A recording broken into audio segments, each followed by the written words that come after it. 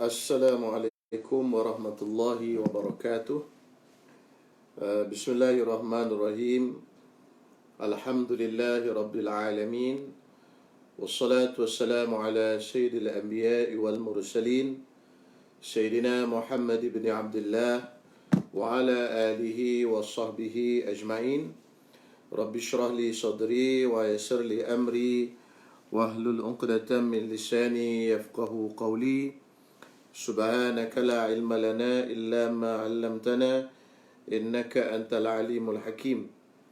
اللهم فقهنا في الدين وعلمنا التأويل ولا حول ولا قوة إلا بالله العلي العظيم. أما بعد. Alhamdulillah, syukur kehadirat Allah Subhanahu Wa Taala pada malam ni dapat sekali lagi kita bersama-sama dalam kuliah kitab Safinatun Najah. Malam ni kita telah siri yang ke-10 pembacaan kitab Safinatun Najah. Mudah-mudahan kita semua diberkati dan dirahmati oleh Allah SWT. Baik, saya jawab lagi soalan. Waalaikumsalam, Saudara Akmal, Saudara Farid, Amirul Ashraf, Haji Noh, Saudara Latif dan yang lain-lain lah yang sedang menonton siaran kita ni, insyaAllah. Malam ni kita akan masuk kepada perbahasan yang seterusnya, iaitu fasal yang berkaitan dengan najis, yang mana pada malam tadi kita berhenti, kita tak sempat baca habis fasal ni. Baik, kita lihat fasal yang berkaitan dengan najis. Qala al-musannif rahimahullahu ta'ala wa nafa'na bi ulumihi wa bi barakatihi fid darain amin. An-najasatu thalathun mughallazatun wa mukhaffafatun wa mutawassitatun. Okay? Al-mughallazatu najasatul kalbi wal khinziri wa far'i ahadihima, wal mukhaffafatu baul as-sabiy alladhi lam yat'am ghayra al-labani wa lam yablugh al-hawlayn, wal mutawassitatu sa'irun najasat. Okay, baik, saya baca terjemahan dulu. Najis itu terbahagi kepada 3 bahagian. Yang pertama mughallazatun, mughallazah, wa mukhaffafah wa mutawassitah. Najis mughallazah, mukhaffafah, mutawassitah. Mughallazah maksudnya berat, mukhaffafah maksud dia ringan, mutawassitah maksud dia sederhana. Al-mughallazatu najasatul kalbi wal khinziri wa far'u ahadihima. Najis mughallazah itu adalah najis anjing dan khinzir, babi, dan keturunan salah satu daripada keduanya. Wal mukhaffafatu baulus sabiy alladhi lam yat'am ghayra al-labani. Dan najis mukhaffafah itu adalah air kencing kanak-kanak lelaki yang tidak makan selain daripada susu. Walam yablughil haulaini, dan tidak sampai usia 2 tahun. Wal mutawassitatu sa'irun najasat, dan najis mutawassitah ialah sekalian najis-najis yang lain. Baik, malam ni kita akan belajar tentang perkara yang berkaitan dengan najis. Tuan-tuan yang dirahmati Allah Subhanahu Wa Taala, sebagaimana yang disebut dalam kitab ini, najis itu terbahagi kepada 3 bahagian. Bahagian yang pertama dipanggil sebagai najis mughallazah.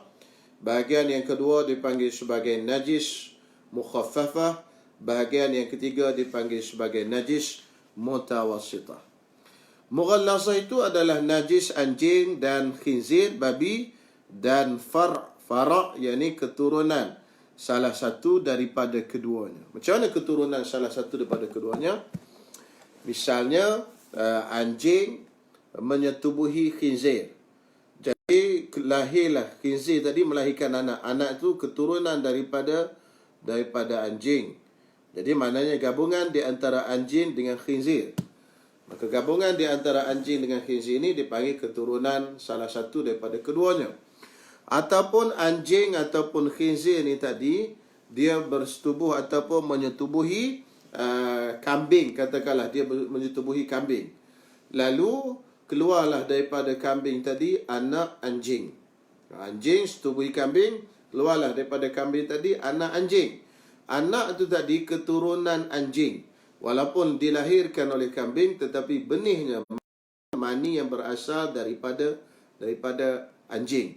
Maka anak tadi ialah anak keturunan anjing. Maka hukumnya najis mughallazah, walaupun muka dia muka kambing. Muka dia muka kambing, tetapi benihnya benih daripada anjing. Maka dia adalah najis mughallazah. Itu yang disebut di dalam kitab-kitab fiqh. Tetapi adakah benda itu boleh berlaku? Wallahu alam. Tetapi dari segi adat kebiasaannya tak boleh berlaku kerana kromosomnya berbeza. Tetapi benda ini disebut di dalam kitab fiqh. Jadi kalau berlaku macam ni, salah satu daripada keturunan binatang tadi adalah keturunan anjing ataupun keturunan khinzir, babi, maka binatang yang lahir tadi adalah najis mughallazah. Maka yang najis mughallazah itu termasuklah semua juzuk-juzuk badan daripada anjing dan babi tadi, sama ada darahnya, sama ada air liurnya, sama ada tahitnya, sama ada kulitnya, dan semua bahagian-bahagian daripada anjing dan babi itu semuanya dihukumkan dengan najis mughallazah. Kita misal lah, kita jalan-jalan, anjing datang langgar kita. Maka jika salah satu daripada kita ataupun anjing tadi basah maksudnya berpindahlah najis tadi ke kita. Sebab ejen yang memindahkan najis ialah basah. Jadi katalah anjing tadi basah ataupun kita basah, baju kita basah, dia pun langgar, maka berpindahlah najis tu ke pakaian kita.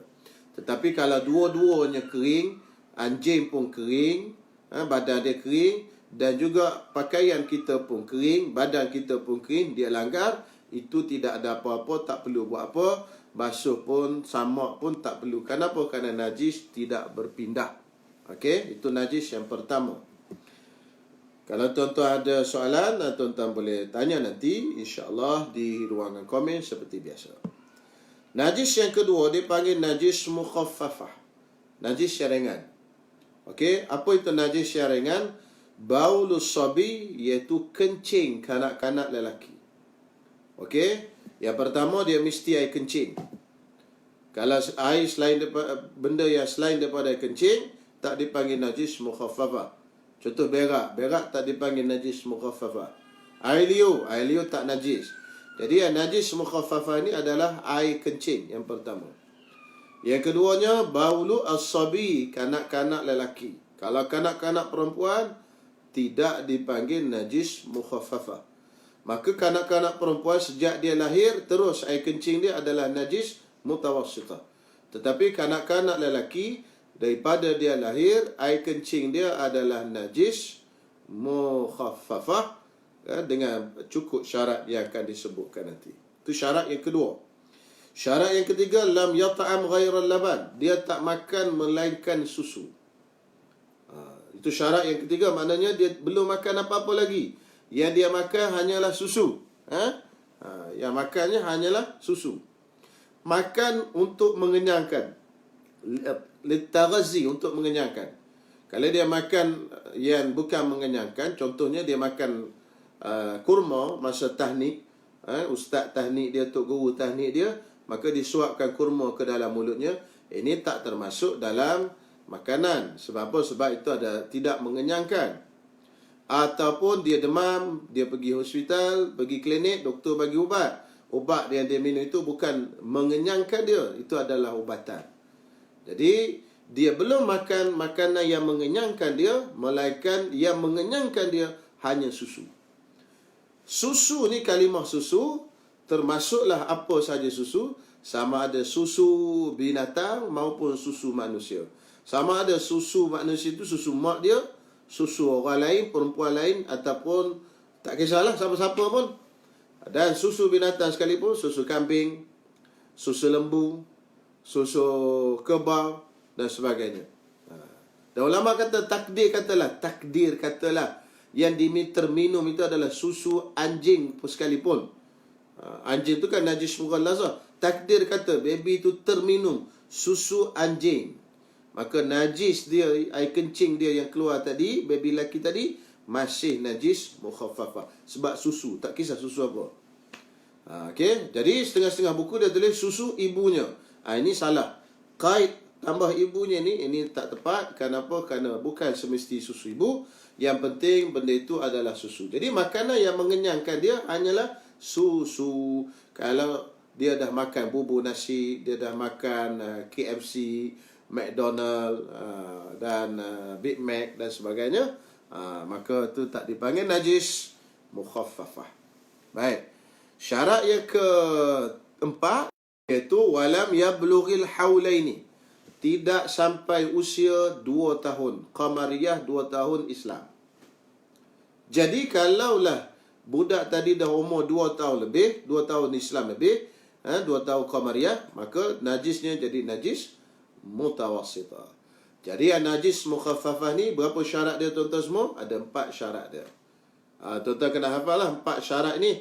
4 syarat yang dipanggil najis mukhaffafah. Syarat yang pertama, air kencing.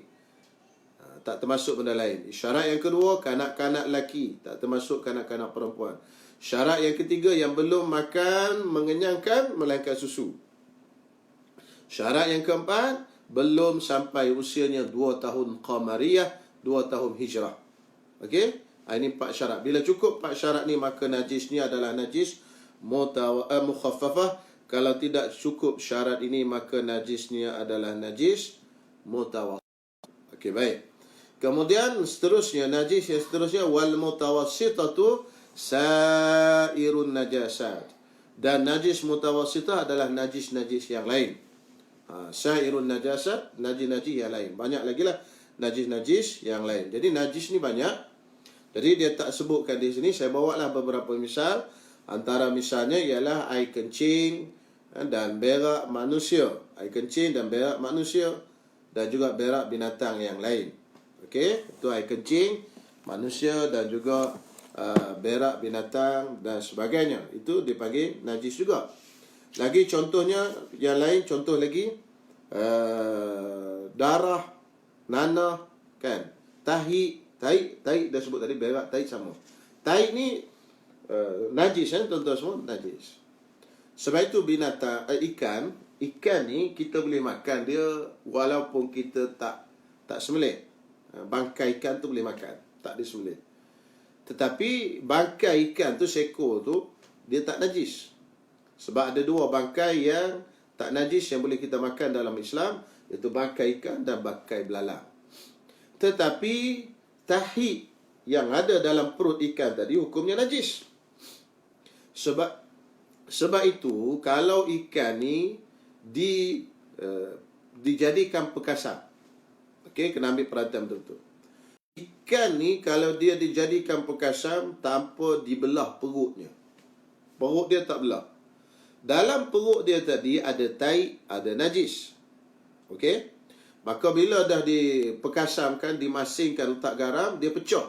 Tai tadi dia pecah dan dia mengalir, meresap masuk ke dalam daging ikan tadi. Dia meresap masuk ke dalam daging ikan. Jadi kita pun beli ikan tu tadi, kita balik ke rumah, kita belah perut dan buang. Kita kata saya dah belah perut, buang ustaz. Saya dah belah perut dan saya dah buang. Ya betul, kita dah buang. Tapi masa orang buat tadi, masa tu yang buat ikan pekasam tadi, dia tak buang najis dalam perut tadi. Maka apa jadi? Pecah najis tu tadi dan meresap masuk. Pasal ada garam kan, garam ni dia meresapkan masuk ke dalam isi-isi ikan tadi.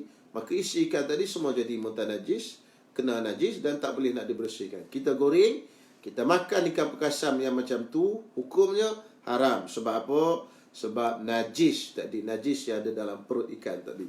Ini mengikut mazhab kita Imam Syafi'i radhiyallahu taala anhu. Jadi kena hati-hati nak beli ikan pekasam. Tengoklah yang ikan pekasam yang perutnya yang, kalau tak dibuang tak boleh. Kerana dia pecah perut tadi, masuk najis tu dalam isi daging ikan tadi. Okey. Contoh yang lain najisnya ialah bangkai, bangkai yang selain daripada bangkai ikan dan belalang tadilah. Tu yang bangkai ikan dan belalang tadi tidak najis. Okey, yang bangkai lain semuanya najis. Kemudian air mazi, air wadi dan sebagainya lah. Dan juga najis lagi apa benda? Juzuk-juzuk yang tercabut daripada binatang dihukumkan sebagai bangkainya. Binatang bangkai dua je yang bila dia mati tak najis, iaitu bangkai ikan dan bangkai belalang. Masa kalau kita cabut bangkai bahagian belalang masa dia hidup, maka kalau dia mati, belalang ni mati, najis tak najis? Tak najis. Maka pohon yang kita cabut daripada belalang tu pun tak najis, boleh kita goreng terus. Ikan masa dia hidup kita potong, kita cabut sebelah, kepala dia hidup lagi, ekor kita ambil goreng. Adakah boleh kita makan? Kita potong daripada binatang hidup, kita tengok ikan tadi kalau dia mati jadi bangkai ke tak? Tak bangkai, tapi bangkai yang tidak dihukumkan najis. Najis ke tak? Tak najis. Maka hak dipotong tu pun sama, tak najis, boleh makan. Tapi kalau kita pergi potong ekor lembu, kita pergi jalan-jalan tengok ekor lembu, oi bagus betul lah ekor lembu ni, boleh kita buat sup malam ni. Kita pun potong ekor lembu dan bawa balik, potong, lapar, masak sup ekor lembu tadi kita tak sembelih. Jadi kita nak najis ke tak najis ekor lembu? Baik, kita tengok kalau lembu tu mati, hukum dia najis ke tak? Dia punya formula dia macam tu. Kalau lembu tu mati, najis, dia jadi bangkai najis. Maka ekor yang terpotong daripada benda hidup tadi najis juga. Jadi kesimpulan ni, yang terpotong daripada belalang ikan je tak najis.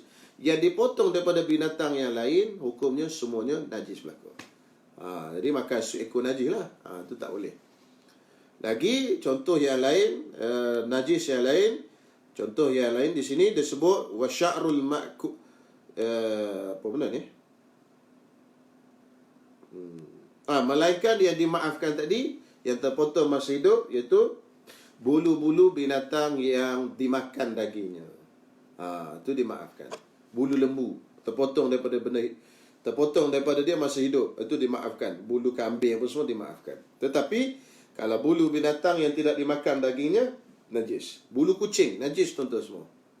Sebab tu kalau kucing dia duduk atas rimba kita, dah banyak bulu tadi, tak boleh kita buat semayang. Kita kebah buang dulu. Kalau tidak, semayang kita tu jadi tidak sah. Siapa tidak sah? Sebab bulu kucing tu najis. Dan banyak lagi lah najis-najis yang lain. InsyaAllah mungkin kita akan bahaskan dalam kitab yang lain. Oleh kerana kitab ni, mata ni dia ringkas, jadi dia sebut gitu je. Najis yang lain, najis mutawassitah, najis-najis yang lain, darah dan sebagainya, semua najis mutawassitah. Okey, insyaAllah. Tu saya sebut sikit-sikit lah contoh. Baik. Seterusnya dia kata apa? Dia akan sebut pula cara membersihkan najis. Faslun, fasal. Al-mughallazatu tathuru bi sab'i ghasalatin ba'da izalati 'ainiha ihdahunna bi turabin. Dan najis mughallazah itu dibersihkan dengan 7 kali basuh selepas daripada dibersihkan, dihilangkan, dicucikan. Izalati 'ainiha, dicucikan ainnya. Ihdahunna biturabin. Salah satu daripadanya menggunakan air yang bercampur dengan tanah. Baik, saya buat contoh. Mana contoh ni? Okey, kita ambil kopiah ni. Katalah kopiah ni kena najis anjing. Kena tai anjing katalah, ataupun tai apa, senang mudah. Okey, baik. Benda ni dah kena tai anjing. Apa nak buat? Okey, buang tu. Buang tak boleh tuan-tuan semua, sebab dia suatu perkara yang membazir kan. Islam dah ajar kita cara membersihkan. Jadi macam mana kita nak buat? Baik, kita ambil air, ataupun kita sebelum ambil air, ada najis di sini, kita ambil lah tisu ke kertas ke, kita buang dulu najis. Buang dulu najis sampai najis tu dah tak boleh dibuang lagi lah, tinggal kesan dia. Maka kesan tadi kita pun basuh. Okey, seeloknya basuh tu kita pakai sapu tangan lah eloknya. Okey, kita basuh sehingga kan hilang kesan tu tadi. Hilang, tak ada kesan tadi. Habis. Baik. Bila dah kesan tu tak ada dah tadi, cuci dah bersih, itu yang kita basuh tadi tu baru dikira 1 kali. Walaupun kita basuh banyak kali, 5-6 kali, 10-20 kali dah kita basuh untuk hilangkan kesan tadi, itu baru dikira satu kali. Itu kena ingat cara dia. Jadi yang kita basuh tu banyak kali sekalipun untuk menghilangkan kesan, hilangkan kesan tadi, ain dia tadi tu dipanggil satu kali. Kemudian lepas pada satu kali, berapa lagi tinggal baki basuhan? Ada 6 lagi basuhan. Maka kita tambah lagi 6. 1, 2, 3, 4, 5, 6. Jadi 7. Bila jadi 7 itu suci lah. Cuma syaratnya daripada 7 ini, salah satu daripada 7 ini mesti air yang bercampur dengan tanah. Air keruh. Air tadi dimasukkan tanah jadi keruh, baru kita jiruh ke atas tu. Okay. Air biasa masuk tanah, keruh, kacau-kacau keruh, dan jiruh ke atas benda tu. Bukannya kita ambil selut, lesek kat atas tu, sapu kat atas tu. Dah. Air yang bercampur dengan tanah. Al-ma'ul makhlut biturabin. Air yang bercampur dengan tanah. Okey?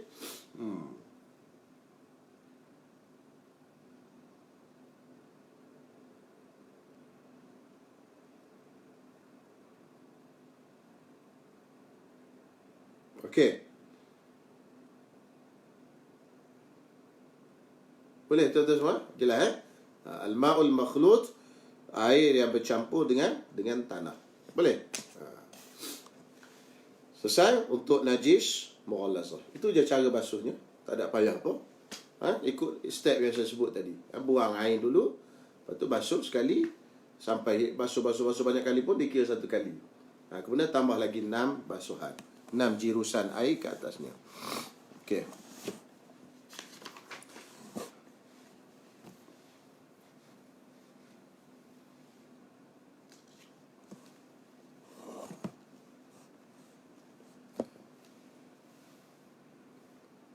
Kemudian wal mukhaffafatu, dan najis mukhaffafah itu tathuru bi rasyil ma'i 'alaiha ma'al ghalabati. Memadailah basuh air najis mukhaffafah tadi bi rasyil ma'i, dengan direnjiskan air ke atasnya, ma'al ghalabati, berserta dengan ghalabah, maknanya memenuhi air itu semua, kena semua bahagian najis, wa izalati ainiha, dan izalah yakni hilang ain najis tadi.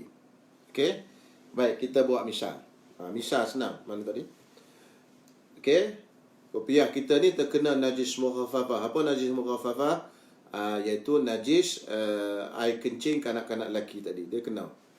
Maka kita pun ambil lah tisu ke apa, buang dulu ain. Ain dia tu kena buang dulu. Wa izalati ainiha, dia kata, dan kena buang ain. Ain yang mana? Fizikal najis tadi. Ambil lah tisu, kita lap bagi hilang. Okey, hilang. Lepas pada hilang tadi dah fizikal ain najis tadi, apa kita buat? Ambil air, kita renjis. Sekali boleh ke? Tak boleh. Dia syarat, dia kata apa? Ma'al ghalabah. Maksudnya penuh. Semua bahagian air, bahagian najis tadi tu kena air belaka. Kalau ada sikit bahagian najis tak kena air, maka tak sah. Kita renjis sampai semua kena bahagian najis tadi kena air.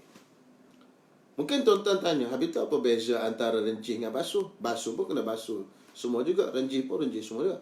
Beza antara renjis dengan basuh ialah basuh air tu mesti mengalir. Tu dipanggil basuh. Sayalan, mengalir. Renjis air tak perlu mengalir.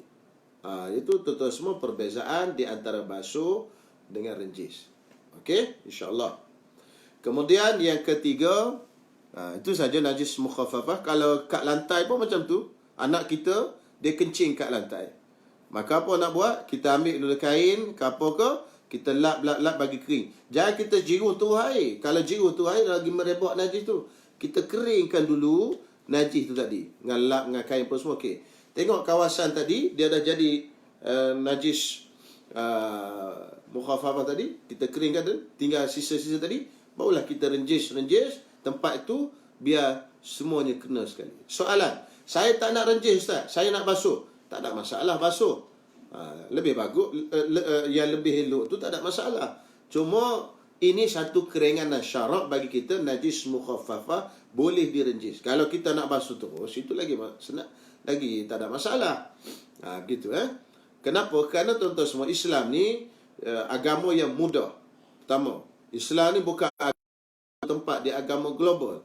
Mungkin di tempat kita ni airnya banyak, tapi di negara Arab airnya susah. Budak-budak ni dia kencing merata dan sebagainya. Maka kalau mungkin kalau apa benda memberatkan dengan basuh semua najis air kecil tadi, agak sukar. Jadi ada keringanan, terutama sekali dalam mazhab kita Imam Syafi'i dalam bab najis tadi. Jadi renjis saja sampai air itu kena penuh kawasan najis itu tadi. Okey, insya-Allah. Perkara yang ketiga. Okey, perkara yang ketiga iaitu najis mutawassithah. Okey, najis mutawassithah. Wal mutawassithatu tanqasimu ila qismaini ainiyatun wa hukmiyah. Najis mutawassithah terbahagi kepada dua. Pertama, najis ainiyah, najis hukmiyah. Apa makna ainiyah dan hukmiyah? Okey, dia cerita kat situ. Al-ainiyatu allati laha launun wa rihun wa ta'mun fala budda min izalati launiha wa rihiha wa ta'miha. Najis ainiyah iaitu najis yang ada fizikal najis itu tadi, iaitu ada warna, ada bau, ada rasa. Okey, tambah lagi, lebih-lebih lagi lah kalau ada ketulan najis tadi. Kalau tak ada ketulan pun, ada salah satu daripada tiga sifat dia pun dipanggil najis ainiyah. Okey, faham? Kalau ada ketulan najis, najis ainiyah. Kalau tak ada ketulan najis tapi dia ada warna, najis ainiyah. Kalau tak ada warna tetapi dia ada bau, najis ainiyah. Kalau dia tak ada warna, bau, ketulan tak ada, tetapi ada rasa, rasa najis. Tak dikata kan, ada rasa najis, maka itu juga najis ainiyah. Okey, najis ainiyah. Okey, najis ainiyah ni macam mana cara dia? Fala budda min izalati launiha wa rihiha wa ta'miha. Maka tidak dapat tidak, yakni wajib, mesti dihilangkan warna, bau dan rasa dia. Warna, bau dan rasa dia. Tiga sifat najis tadi kena hilang. Apatah lagi dengan mafhum aula dia panggil, lebih utama lagi, air najis tu memanglah kena hilang. Macam mana warna, bau dan rasa tak hilang, ain tu ada, ketulan tu ada. Wabil aula, min babil aula, lebih utamalah, maksudnya ain tu dah hilang. Jadi maknanya ain, ketulan najis pun hilang, warna, bau, rasa pun mesti hilang. Okey, itu. Baik. Sekarang ni di kain kita ni ada najis mutawassithah, kita pun basuh-basuh, semua dah hilang, ain dah hilang. Cuma tinggal rasa. Rasa lidah. Rasa ada. Adakah dimaafkan? Tidak dimaafkan. Okey. Baik, sebelum tu saya sebut dulu. Yang wajib basuh najis ni berapa kali? 3 kali wajib basuh. Itu wajib basuh najis. Sampai berapa kali kita wajib basuh? 3 kali. Basuh, dan waktu 3 kali tadi, tiap-tiap kali kita kena hattan wa qarsan. Maksudnya kena apa panggil, sental dengan batu ke, dengan sama ni ke, dengan beruh ke apa semua, kita sental. Jadi wajib basuh sampai berapa kali? 3 kali. Baik, kita basuh sental dengan air. Dengan air. Itu je. Pasal alat membersih najis apa? Air je. Sabun tu dah. Sabun tu itu bab lain. Sabun itu kita yang baru ada di akhir ni. Tapi dulu kan, zaman belum ada sabun, maknanya basuh najis ni, alat membersihkan najis. Kita dah sebut pada kuliah yang pertama dulu. Alat membersihkan najis, alat bersuci ada 4, iaitu air, tanah, kan? Arak menjadi cuka dan penyamak. Kan? Arak dah jadi cuka, dah sebut malam tadi. Penyamak kulit pun dah sebut malam tadi. Bukan samak najis mughalazah, samak kulit.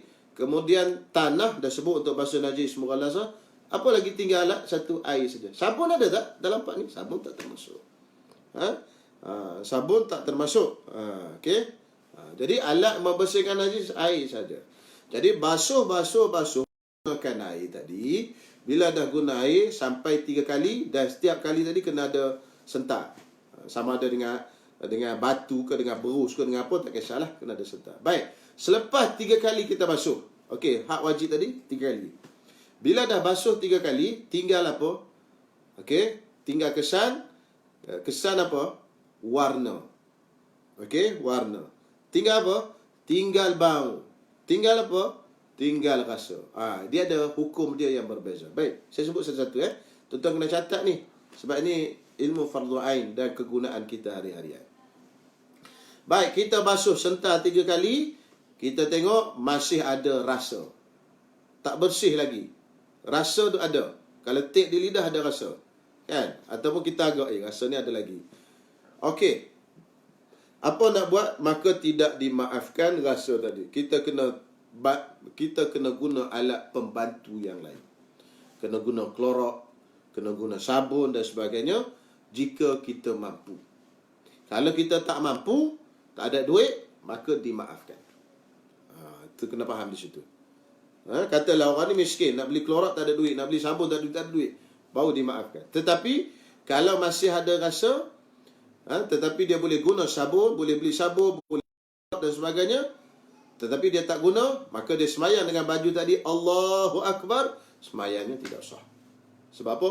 Rasa najis tidak dimaafkan. Okey, baik. Situasi kedua, tinggal warna saja. Lepas basuh 3 kali tadi sental, ada warna lagi, merah-merah, ada warna darah. Katalah darah, dia ada lagi warna merah. Dah basuh, dah sental 3 kali dah. Tapi dia ada lagi kesan tadi. Sehingga kan ulama kata, yang merah tadi tu dah lepas sentar pada 3 kali, dimaafkan. Lepas kadar wajib tadi, dimaafkan. Okey, pun basuh 3 kali tak boleh lah, tak boleh hilang dah. Melainkan kena pakai klorok dan sebagainya. Maka pada waktu itu dimaafkan. Okey, yang ketiga, tinggal bau pun sama, dimaafkan juga. Situasi keempat, basuh, tapi masih ada tinggal lagi bau dan warna. Ada 2. Yang ni tak dimaafkan, dia kena buat macam nombor 1, kena beli sabun dan klorok dan sebagainya. Okey, itu. Jadi, baik, saya baca di sini. Untuk lebih jelas tuan-tuan semua, saya baca sikit daripada kitab Arab.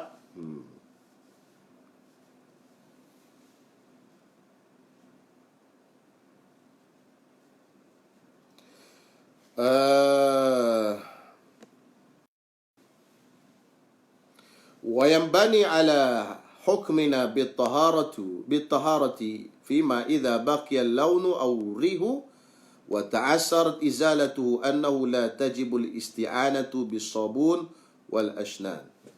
Jadi dia kata terjadi daripada hukum kita katakan benda itu suci walaupun masih ada warna ataupun bau dan sukar untuk dihilangkan warna dan bau tadi, maka kita tidak wajib menggunakan sabun dan seumpama. Tak wajib guna sabun. Okey, dimaafkan. Okey. Bi alla yazula bil hatti wal qarshi 3 marrat. Iaitu dengan bahawa tidak hilang najis itu tadi setelah kita sental dan kita genyeh sental 3 kali. Sental. Okey, sental lagi 3 kali. Dah sental 3 kali tadi tak hilang juga, maka dimaafkan apa benda? Warna atau bau. 2 tu. Jadi ada 4 situasi Saya ulang balik. Kalau basuh 3 kali masih tinggal lagi rasa, maka kena buat apa? Kena beli klorok dan sebagainya, sabun untuk bersih. Tak boleh, tak dimaafkan. Kalau basuh sental sampai 3 kali, tinggal warna saja, dimaafkan. Boleh semayang. Lepas tu kalau tuan-tuan tengok orang masuk dalam masjid, tengok baju dia ada kesan darah, dia semayang, Allahu Akbar. Tuan-tuan tak usah tanyalah, cik, kesan darah ni semayang apa? Mungkin dia dah belajar. Ini dimaafkan ni. Warna ni dimaafkan. Saya dah basuh 3 kali dah, Ustaz. Tak mengaji ke kata dia? Dia pula tanya kita tak mengaji. Tu nanya tu. Sebab tu kita jangan cepat nak tegur orang. Kita belajar dulu sebelum kita tegur orang. Okey? Walaupun nampak merah-merah kan. Kesan darah tu ada lagi lah. Maknanya tak adalah merah pekat tu. Maknanya merah ada. Okey? Yang ketiga, situasi ketiga, masih tinggal bau. Warna, nombor 2. Nombor 3, bau. Kesan bau najis tadi ada lagi. Cium ada bau. Tapi dah sentuh 3 kali. Okey, dimaafkan. Kita masuk kat masjid, tengok orang tu tadi, baju dia berbau. Bau tai sikit kan? Bau tai kat mana ni? Dia kata tak, saya dah basuh 3 kali, dimaafkan kata dia. Mana semayang dia sah, Allahu Akbar. Cuma dari sudut tu sah, dari sudut bawa masuk benda busuk dalam masjid, ini haram. Semayang sah. Okey, itu bab lain pula, bawa masuk benda busuk masjid. Okey, mulut berbau masuk dalam masjid, kan? Itu bab lain. Makan bawang makruh masuk dalam masjid, mulut bawa busuk dengan disengajakan, itu haram. Okey. Yang situasi keempat, iaitu bila dah basuh, masih tinggal apa? Warna dan bau. Warna dan bau sekaligus. Yang tadi nombor 2, nombor 3 tu warna saja. Nombor 3 bau saja. Nombor 4 ni warna dan bau sekaligus. Yang ni pun tidak dimaafkan juga. Dengan basuh 3 kali, dia mesti guna bantuan sabun dan sebagainya.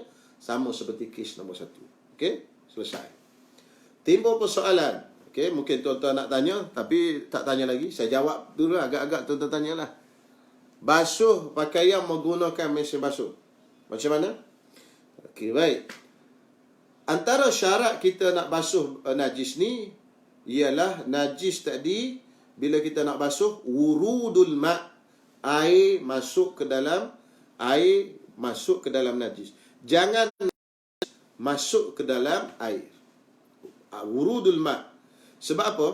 Kalau air tu sikit lah, kalau air 2 kolah banyak, tu tak ada cerita. Contoh, sekarang ni dalam baldi kita ada air. Air sikit, tak cukup 2 kolah. Baju kita ni kena najis. Kita bawa masuk baju yang kena najis dalam baldi tadi, air tu semua jadi air mutanajis. Tetapi kita bawa masuk dulu baju dalam baldi kosong. Kemudian kita ambil air, masukkan dalam tu. Air tu tak jadi air mutanajis. Itu beza. Pasal apa? Pasal air tu masuk dalam. Jadi samalah makcik-makcik, akak-akak yang menonton di sini. Jangan campakkan ikan, ayam kurang sikit dah, kambing, daging lembu ke dalam air. Besen tu ada air. Jangan campak macam tu masa nak basuh. Masa basuh, masukkan daging dulu, kemudian jirus air ke dalamnya, basuh itu, okey. Itu air itu tak jadi mutanajis. Tapi kalau air ada dalam besen, kita campak daging tu masuk dalam, air itu jadi air mutanajis. Itu beza. Jadi syarat dia, air wurudul ma', datang air ke atas najis.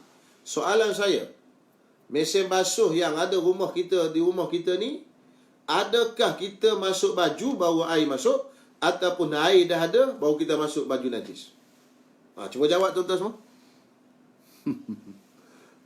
Cuba jawab. Boleh? Mesin basuh, tuan-tuan semua basuh macam mana?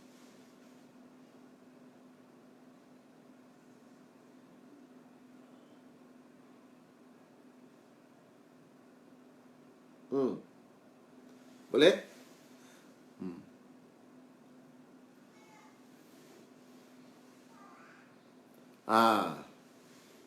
Saudara Latif jawab, basuh baju dulu baru masuk air.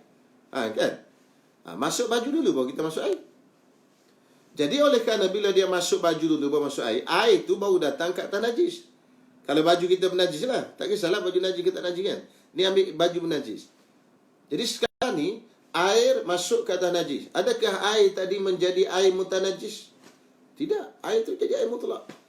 Walaupun mesin basuh kita tak cukup 2 kolah. Jadi dia masuk pusing, tak ada masalah. Cuma isu dia macam ni je. Isunya kadang-kadang air yang kita masuk yang mula-mula tu, air mutaghayyir dia panggil, air yang berubah. Sebab apa? Sebab dia bercampur dengan sabun. Air yang masuk tu air mutaghayyir, air bukan air mutlak. Air kedua, tak tahulah, tengok mesin sabun tuan-tuan masuk tu, adakah air tu masih air dah jadi air mutlak atau mutaghayyir lagi, campur dengan sabun lagi. Air ketiga, air putih, biasa air mutlak. Jadi air ketiga itulah alat membersihkan najis. Jadi Kalau tak ada salah satu daripada air, 3 air yang masuk dalam masa basuh tu, air kosong, air mutlak putih betul-betul, putih lah, bukan betul-betul air yang tak campur dengan apa, bukan air mutaghayyir, maka najis pada pakaian tadi tak terbersih juga. Sebab alat membersihkan najis ialah air mutlak, kan? Bukan sabun, air mutlak. Walaupun dia bau wangi, tetapi 1, 2, 3 tak ada air mutlak. 1, basuhan pertama, basuhan kedua, basuhan ketiga, tak ada air mutlak langsung. Semua air mutaghayyir belaka, air berubah. Baju, Masya Allah, wanginya Masya Allah. Allahu Akbar, semayang. Tak sah semayang. Sebab apa? Sebab dia baju tu wangi, bersih dari sudut adat kita saja. Tetapi dari sudut hukum syarak, dia tak bersih. Jadi, biasa basuh tak ada masalah. Cuma kena tuan-tuan pastikan macam tu tadilah. Kena check. Tapi biasanya kalau biasa basuh, tahap sabun kita buat ni, biasanya air yang masuk ketiga tu, air tu dah tak jadi air mutaghayyir dah, air putih biasa, air mutlak lah. InsyaAllah dah bersih pakaian kita tu, dah boleh buat sembahyang. Jangan ragu-ragu. Sama ada air yang jenis masuk daripada atas turun ke bawah, biasa basuh macam tu, ataupun biasa basuh bulat yang kat self-service tu, kan? Dobby self-service tu, dia bulat kan, dia masuk bawah kiri kanan pun sama saja hukumnya. Air tu datang ke atas najis, bukannya air najis masuk dulu. Kalau najis masuk ke dalam air, barulah air itu menjadi mutanajis.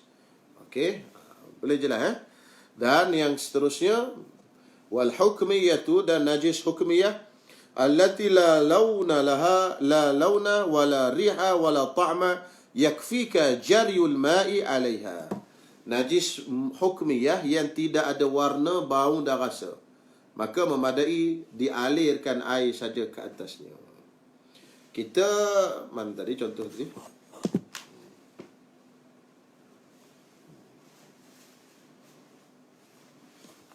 Mana dah kopiah ni, hilang ke mana? Okey, tak apalah. Air ni. Okey, kain tadi kita tengok ada kucing kecing ataupun ada apa-apalah kecing kain ni, kita nampak. Okey, cap kecing. Kita tak basuh terus. Biar 2, 3, 4 hari dulu basuh tu, tak basuh terus. Okey, tak basuh terus. Lepas pada 2, 3, 4 hari, 5 hari, kita pun pergi ambil kain ni, kita cari tak ada dah.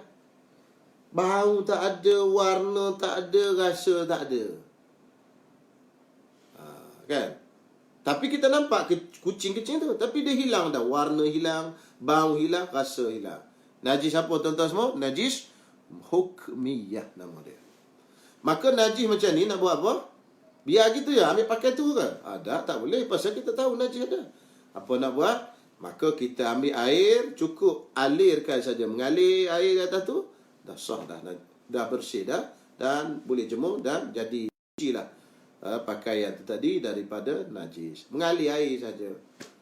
Kan? Kita nak sabun apa so, itu bab lain. Ni nak cerita hak bersih dari sudut syarak yang menjadikan pakaian kita itu sah dibawa sembahyang. Hak tuan-tuan nak guna sabun, nak guna soflan, nak guna produk tu, produk ini, nak itu, nak ini, itu bab lain. Tuan-tuan semua, itu tak termasuk campur dalam bab hukum syarak. Ini cerita untuk menjadikan sembahyang kita tu sah. Walaupun bau tu wangi, tetapi tak semestinya sembahyang kita tu sah kalau tak menepati kaedah cara membersihkan najis yang sebenarnya. Okey, insya-Allah. Besok insya-Allah, tak sempat juga malam ni. Ingat nak baca 2 fasal.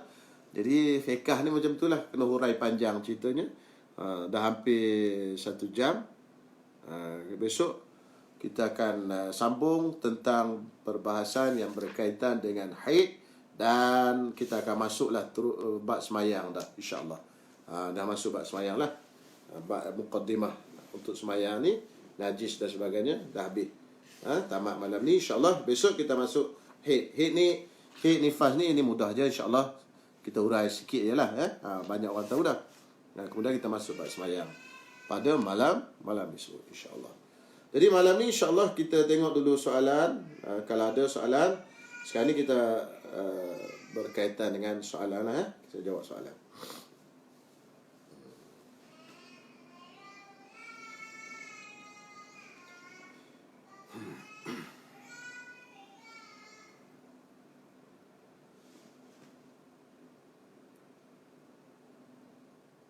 Soalan ya, air tanah tak kira bilangan yang mana-mana ya Ustaz? Ya, tak kira mana-mana. Boleh yang nombor 1, boleh nombor 2, boleh nombor 3, nombor 4, nombor 5, nombor 6, nombor 7. Tak kisah. Ihdahunna biturab. Salah satunya air yang bercampur dengan air tanah. Salah satu. Tak kisah di nombor berapa. Okey, terpulang. Soalan seterusnya, Ustaz, macam mana kalau tahi cicak jatuh atas kapet solat masjid? Tahi itu dah kering. Adakah perlu basuh juga kapet itu? Atau cukup buang saja tahi cicak itu? Kena tengok tahi cicak yang jatuh tadi, pada asalnya tahi cicak basah ke tahi cicak kering. Sebab yang memindahkan najis ni ialah basah. Jadi kita tengok tahi cicak tadi, dia jatuh tu basah. Maka kita pun ambil lah tahi cicak tadi dan kita buang. Tetapi basah tadi melekat ke kapet. Itulah yang jadikan kapet tu mutanajis.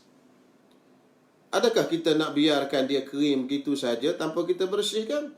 Mana boleh kita biarkan begitu saja? Maka semayang kita di atas tempat bernajis tak sah. Sebab salah satu daripada syarat sah semayang ialah bersih pakaian, badan dan tempat kita semayang. Kena orang pijak di situ, semayangnya tidak sah. Sebab tempat itu najis. Sebab itu kita tidak boleh biarkan begitu saja. Jadi macam mana nak buat macam tu? Bila dah buang, baik kita ambil spray. Spray senang kena masjid-masjid ni kena sediakan benda ni. Okey, kita pergi ke tempat tadi, kita spray kapet tadi, kita spray. Agak banyak ada air basah kapet tadi, apa nak buat? Ambil kain, tekan, lap. Okey, ini letak dalam bekas lah, ataupun cuci kain tadi. Okey, 2 kain sekurang-kurangnya. Okey, baik, tak. Kemudian kita spray lagi, spray, basah. Dah basah kapet tadi, basah sikit, basah, ada air dah, mengalir air kat situ. Kita pun tekan dengan kain, tekan dengan kain. Kita pun kain yang lain lah, jangan kain tadi dah jadi betul. Okey, kita agak benda itu dah hilang warna, tak ada warna. Kan dia najis tu tak ada warna, tak ada apa. Dia panggil najis hukmiyah lah. Kan? Warna tak ada, rasa tak ada, bau tak ada. Kita cek pun tak ada bau dah apa semua. Okey, bersih lah tu. Macam itulah cara nak bersihkan kapet masjid. Jadi banyak masjid kapet dia ni, banyak pengurus orang tak tahu. Jenis sodok je tahi cicak buang. Tahi cicak basah pun dia sodok buang. Dia tak bersih tempat tu. Itu masalah. Sebab tu benda ni perlu dipelajari. Jadi kena spray agak banyak air. Mana air tu dah mengalir kat atas tu, banyak, melimpah, tekan, buat. Okey, itu maksudnya. Membersih, dia termasuk dalam, kalau dia tak ada warna, bau dan rasa, tapi najis tu jatuh di situ dan dia kena kapet tadi dan berpindah najis ke situ, kita tahu. Contoh saya buat contoh air kecil, kucing kat benda ni tak adalah hilang warna, bau dan rasa. Tapi air tu mesti dialihkan di situ. Kalau tak kena air, tak boleh. Pasal apa? Alat membersihkan najis ialah air. Okey. Mazhab lain macam mana Ustaz? Mazhab lain ada yang mengatakan matahari itu sebagai alat pembersih najis. Okey, matahari sebagai alat pembersih najis. Itu mazhab Hanafi. Sebaiknya ada mazhab Hanafi. Kan? Bolehlah orang semayang tu yang tak tahu sebelum ni kira boleh sah lah. Mengikut taklid mazhab Hanafi. Tapi sebenarnya mazhab Syafi'i macam itulah. Dan boleh juga kita taklid mazhab Hanafi ni dalam situasi meruncing. Contohnya, telefon kita jatuh dalam najis. Kita pun angkat. Nak bersih macam mana telefon kita? Basuh rosak telefon. Kita jemur aja, kering kan? Dia kering, betul-betul dah kering. Maka bila dah kering betul-betul tadi, maka dalam mazhab Hanafi dia dah jadi suci. Sebab dalam mazhab Hanafi, matahari adalah salah satu daripada alat pembersih. Dalam mazhab Hanafi dia banyak alat. Dalam mazhab kita 4 tadi je. Salah satunya air. Tak apalah, insyaAllah itu mazhab lain lah. Cuma mazhab Syafi'inya macam tu. Anak kencing kat tilam, nak renjis berapa kali? Anak tadi adakah dia itu najis mutawassitah ke mukhaffafah? Kita tengok dulu. Anak lelaki, air kencing, anak lelaki-lelaki yang belum makan melainkan susu. Belum makan yang mengenyangkan melainkan susu. Kalau dia dah makan benda lain, tak jadi. Yang keempat, umurnya belum 2 tahun. Mesti ada 4 syarat ni, baru jadi najis mukhaffafah, baru boleh renjis. Renjis berapa kali? Dia tak kisah renjis berapa kali. Yang penting, kerana saya dah sebut tadi, najis tu tadi semua terkena air. Kena air semua. Kalau ada sikit besar kuku pun tak kena air, tempat najis tadi, itu tak boleh. Kena semua. Berapa kali tak kisah. Yang penting kena semua najis. Ma'al ghalabah, makna kena semua najis. Okey. Tapi kalau kanak-kanak perempuan, najis dia mutawasitah, kena jiwa air. Macam mana nak buat rosak? Spray lah air tadi. Spray agak banyak, tekan dengan kain. Macam tu. Sehingga hilang warna bau dan rasa. Jemurlah kat matahari ke apa ke. Itulah cara dia. Okey, bersih najis macam tu. Okey, jadi yang tadi soalan saudara Farid, kena tengoklah najis tadi adakah najis mukhaffafah atau mutawassithah. Kalau najis tadi najis mutawassithah, cara bersihnya macam lain. Kalau mukhaffafah baru boleh direnjiskan.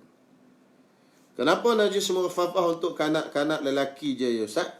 Wallahu alam. Kenapa? Tapi hukumnya macam itulah. Ulama bincang, kenapa? Macam-macam lah disebutkan dalam kitabnya. Antara disebutnya ialah kerana lelaki dijadikan daripada bahan suci, perempuan dijadikan daripada bahan najis. Sebab itu air kencing dia najis, mutawassithah tu sejak lahir. Lelaki dia mukhaffafah dulu. Macam mana lelaki ni dijadikan daripada benda suci? Iaitu lelaki ni kejadian asal dia adalah tanah. Tanah tu benda suci. Perempuan kejadian asal dia adalah daripada tulang rusuk dan juga darah. Tulang darah kan, darah tu najis. Kan? Jadi oleh kerana asal kejadian daripada najis, maka ada ulama yang mengatakan begitu. Macam-macam lah disebutkan hikmah dan sebagainya. Tetapi ala kulli hal, pendek ceritanya, itu adalah hukum yang datang. Kerana berlaku di zaman Nabi SAW, ada beberapa kanak-kanak lelaki kencing atas riba Nabi SAW, lalu direnjis oleh Nabi SAW. Jadi yang berlaku itu adalah kanak-kanak lelaki saja. Jadi tak boleh nak kiaskan pada kanak-kanak perempuan. Begitu.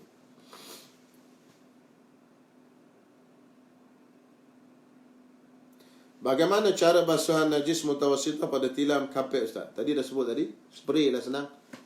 Supaya air itu tidak melimpah sangat, spray dia masuk sikit-sikit. Lepas tu tekan dengan kain. Lepas tu ambil kain lain, spray, tekan. InsyaAllah air itu tak jadi air mutanajis. Pasal apa? Pasal air itu datang pada atas. Kita spray.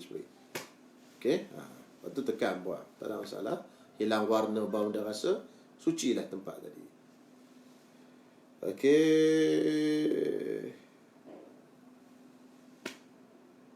Biasa basuh guna tangan, baju dulu. Kalau masuk baju dulu, jadi tak najis lain tadi. Kalau kita basuh tangan, dalam mesin tu dah ada air. Kita buat masuk baju mutanajis. Baju yang kena najis, mutanajis. Masuk dalam tu, air tu pun jadi air mutanajis. Itulah. Air tu, maka kita kena ambil air lain lah. Mana basuh-basuh tu, angkat, terus jemur. Tak boleh.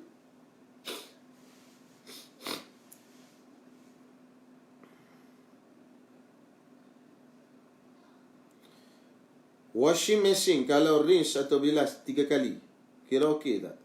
Biasanya okey. Kalau yang automatik tu biasanya okey. Okey. Pada adatnya biasanya okey. Belakang kalau kita buang sabun banyak sangat. Mungkin basuh dia masuk air kedua tu masih bersabun lagi. Air ketiga pun masih bersabun lagi. Air tu bersabun. Jadi air mutaghayyir. Tapi kalau adat kita buat masuk sabun ni setakat 2, 3, 4 skop tu, insyaAllah basuh pertama dia bersabun. Itu air mutaghayyir, tak boleh jadi suci lagi. Masuk air kedua, insyaAllah air tu kadang-kadang dah jadi air mutlak dah. Tak ada dah sabun. Kadang-kadang ada lagi sabun. Okey. Tapi biasanya air ketiga tu dah jadi air mutlak. Jadi air ketiga itulah yang sebenar-benarnya membersihkan najis. Yang pertama dan kedua tu hanya membersihkan kotoran dengan sabun tadi. Okey.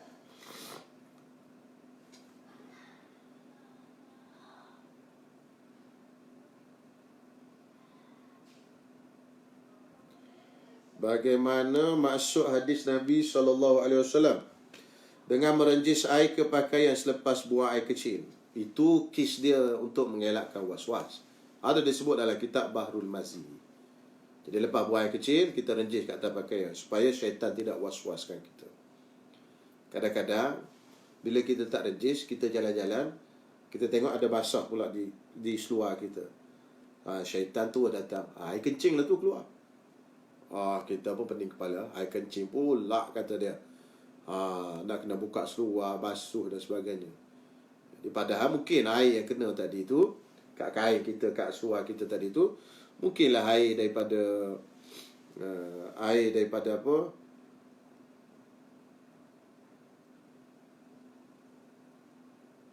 Kejap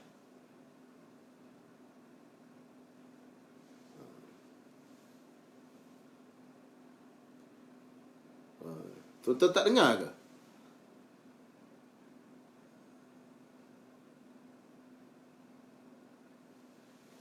Okey. Jadi baik, saya jawab macam tadi. Ya, soalan Latif tadi, saya ulang balik. Soalan Abdul Latif Ishaq ni.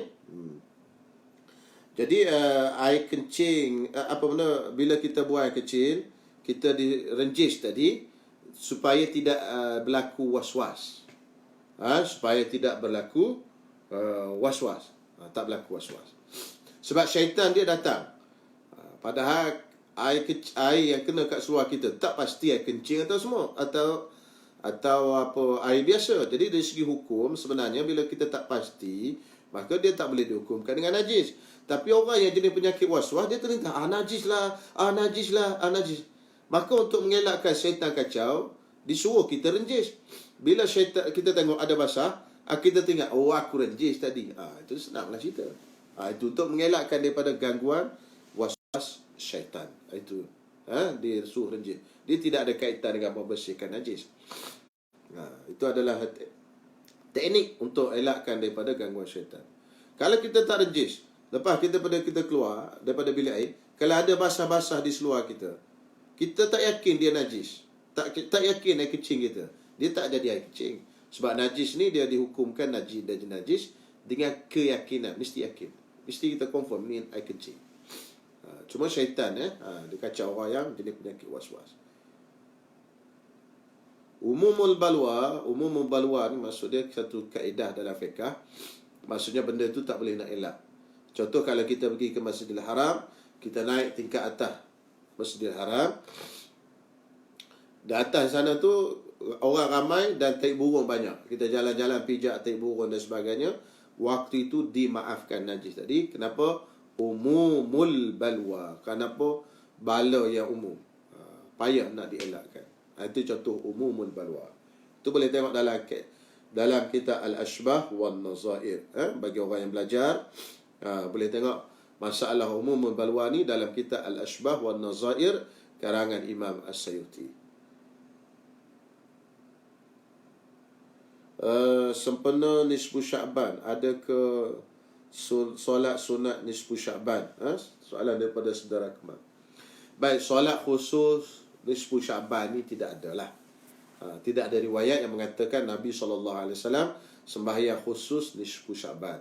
Cuma malam nisfu Sya'ban ni, malam ni adalah salah satu daripada malam yang dimustajabkan doa oleh Allah Subhanahu Wa Taala. Dan ada kelebihan-kelebihan yang lain disebut dalam hadis-hadis. Walaupun hadis tu kebanyakannya hadis dhaif lah. Tapi boleh dibuat amal dalam fadailul a'mal. Jadi kalau kita semayang, bukan kita nak niat semayang saja, aku semayang sunat nisfu Sya'ban, itu tak boleh lah, pasal tidak ada semayang khusus macam tu. Cuma kita boleh sembahyang apa-apa saja sembahyang, sama ada sembahyang sunat mutlak ke, sembahyang hajat ke apa ke, boleh diperbanyakkan ibadat pada malam ini. Kerana mengikut pendapat ulama, kita tak boleh reka sembahyang ni. Nama sembahyang tu kita tak boleh reka. Kalau tak ada daripada hadis, kita nak reka tak boleh. Jadi sembahyang tu tak ada riwayat. Jadi kita sembahyang je, sembahyang sunat mutlak, sembahyang hajat apa semua tak ada masalah. Tapi sembahyang sunat nisfu Sya'ban tu tidak adalah hadis yang tepat yang menyebutkan sembahyang sunat nisfu Sya'ban. Jadi ada ulama-ulama kita dia sembahyang juga, cuma dia tak panggil sembahyang sunat nisfu Sya'ban. Dia semayang sunat mutlak. Saja aku semayang sunat ke Allah Ta'ala. Gitu je. Okey? InsyaAllah. Kalau babi kering, kita pun kering. Macam mana Ustaz? Tak perlu. Sebab kering sama kering, najis tak berpindah. Dia yang memindahkan najis kepada sesuatu. Ni najis. Kena, faham? Berpindahlah najis ke sini. Dia ejen yang memindahkan najis ke kain ke apa ke apa benda. Ni najis, pindah ke ni kan? Apa yang memindahkan dia? Basah. Kelembapan. Kalau dua-dua kering, tak pindah najis. Tai cicak kering. Tai cicak ni kering. Kain pun kering. Faham? Jatuh. Kapet kering. Ambil saja tai cicak tu buang. Tak perlu basuh. Sebab apa? Najis tu tak berpindah lagi ke kapet ni. Apa saja najis macam tu. Ejen yang memindahkan najis adalah kelembapan atau pembasah tadi. Okey, insya-Allah. Earphone. Earphone cucuk telefon lain. Kalau tai ikan bilis dikira bangkai ke Ustaz? Tai ikan bilis dimaafkan. Jadi ikan yang kecil dimaafkan. Okey? Kecil tu macam mana? Kecil pada uruf, pada adatnya dia anggap kecil. Ada ulama kata lebih kurang dua jari macam ni. Dua jari macam ni dimaafkan. Kalau besar pada tu tak boleh. Besar juga dua jari ni. Okey. Kalau ikan besar, lebih besar pada tu tidak dimaafkan. Jadi tai ikan bilis tu boleh lah. Orang jual nasi lemak kan. Kadang-kadang kita makan, sedap pula rasa. Masing-masing dan sebagainya. Mungkin tai ikan bilis tu. Okey, baik. Kalau makan stik hot separuh masak, apa hukumnya Ustaz? Hukumnya sedap lah. Alhamdulillah. Makan stik, sedap lah hukumnya. Kira makan darah ke? Darah yang ada dalam daging itu kan dimaafkan. Darah yang ada dalam daging itu dimaafkan. Kalau terpecik kat baju masa makan tu boleh bawa pergi solat ke? Tak boleh. Dia dimaafkan pada makan saja. Kalau terpecik pada baju, tengok. Kalau sikit dimaafkan, kalau banyak tidak dimaafkan. Darah yang ada dalam daging itu dimaaf pada makan saja. Okey? Kemudian masa kita makan dia terpecik kat baju. Tengok, sikit ke banyak? Sikit dimaafkan. Darah yang sikit dimaafkan. Darah yang banyak tidak dimaafkan. Okey?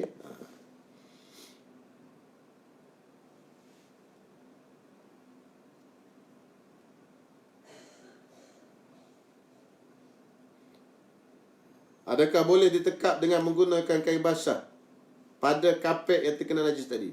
Tak boleh. Boleh tekap dengan kain basah tu pun boleh. Tapi mesti kena air tu mengalir. Air tu banyak daripada atas. Bukan kita ambil kain basah tu, sapu-sapu. Lepas tu kain basah sapu-sapu. Tak jadi. Sebab yang nak membersihkan najis, mesti menggunakan air. Dan air tu mesti datang ke atas najis tadi. Kalau air tak datang ke atas tu, tak. Kalau kita pakai kain basah saja, itu bukan air. Kan? Dia nak air yang membersihkan tadi. Okey.